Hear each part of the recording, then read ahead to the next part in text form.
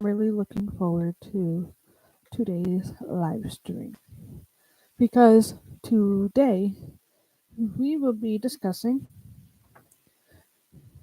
something very important for your speech. Today we will be discussing how to speak. In the last live stream, we discussed essentially the basics of what you should have, the introduction, the body, and the conclusion. But none of that is good if you can't keep your audience attention via how you speak. And with that, we are going to go to our presentation today. And I do apologize, it's going to be just a second. But we get to have a lovely presentation. In which case, we're going to the beginning. And like I've been saying, this is just a crash course. It's not going to go as in depth as the class I want to host, but this would be enough for you guys to do it yourself. What we will learn today is filler words and intentional speaking and pausing. What are filler words? These are the words that fill the silence yet contribute no meaning. I know that I am a bit of a victim when it comes to it, especially when I'm doing my casual live streams because I tend to say,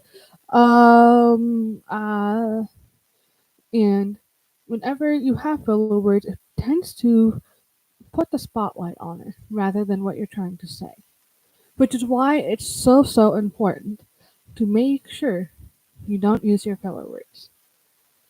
And the more that you be conscious of that, the more like you notice it in other people. So it's kind of interesting.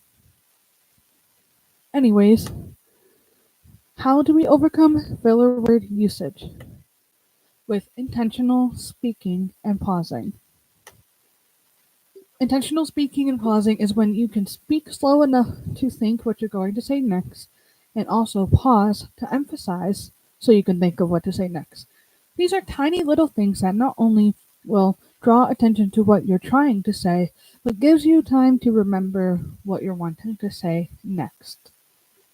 Which we will look at an example now. I'm going to read this sentence, and I'm going to read it just like no intentional spacing, no. Uh, oh, look, there's a filler word. Yeah, no intentional pausing, and my speed will just be the same, other than this comma right here. Many times, we see the greed in humans lead to more desperate wars.